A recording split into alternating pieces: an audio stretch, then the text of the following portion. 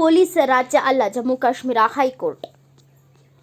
ಸಾರ್ವಜನಿಕರ ಸುರಕ್ಷತಾ ಕಾಯ್ದೆಯಡಿ 26 ವರ್ಷದ ಯುವಕನ ಬಂಧನವನ್ನು ಜಮ್ಮು ಮತ್ತು ಕಾಶ್ಮೀರ ಹೈಕೋರ್ಟ್ ರದ್ದುಗೊಳಿಸಿದ್ದು, ಭಾರತವು ಪೊಲೀಸ್ ರಾಜ್ಯ ಅಲ್ಲ ಎಂದಿದೆ. ನ್ಯಾಯಮೂರ್ತಿ ರಾಹುಲ್ ಭಾರತಿ ಅವರು ಮಾರ್ಚ್ 22ರಂದು ನೀಡಿದ ತೀರ್ಪಿನಲ್ಲಿ ಬಂಧಿತ ಜಾಫರ್ ಅಹಮದ್ ಪಾರೆ ಅವರನ್ನು ಬಿಡುಗಡೆ ಮಾಡುವಂತೆ ಆದೇಶಿಸಿದರು.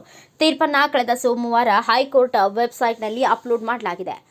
ಶೋಪಿಯಾನ ಜಿಲ್ಲಾ ಮ್ಯಾಜಿಸ್ಟ್ರೇಟ್ ಆದೇಶದ ಮೇರೆಗೆ ಮೇ ತಿಂಗಳಿಂದ ಪಾರೆಯನ್ನ ಬಾರಾಮುಲ್ಲಾ ಜೈಲಿನಲ್ಲಿ ಇರಿಸಲಾಗಿತ್ತು. ಶೋಪಿಯಾನನ ಹಿರಿಯ ಪೊಲೀಸ್ ವರಿಷ್ಠಾಧಿಕಾರಿ ಅವರ ಶಿಫಾರಸಿನ ಆಧಾರದ ಮೇಲೆ ಜಿಲ್ಲಾ ಮ್ಯಾಜಿಸ್ಟ್ರೇಟ್ ಯುವಕ ಪಾರೆಯ ಬಂಧನಕ್ಕೆ ಆದೇಶಿಸಿದರು. ಪಾರೆ ವಿರುದ್ಧದ ಪೊಲೀಸ್ ದಾಖಲೆಯು ಆತನನ್ನು ಭಯೋತ್ಪಾದಕ ಗುಂಪುಗಳಾದ ಲಷ್ಕರ್ ಎ ತೈಬಾ ಮತ್ತು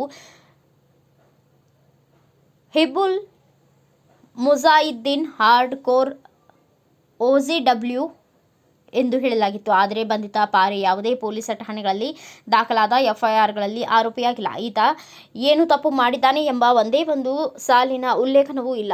ಈತ ಹಿಂದೆ ಅಪರಾಧ ಕೃತ್ಯಗಳಲ್ಲಿ ಭಾಗಿಯಾಗಿದ್ದಾನೆ ಎನ್ನುವುದಕ್ಕೆ ಯಾವುದೇ ಆಧಾರವಿಲ್ಲ ಎಂದು ಹೈಕೋರ್ಟ್ ನ್ಯಾಯಮೂರ್ತಿ ಭಾರತಿ ಹೇಳಿದ್ದಾರೆ.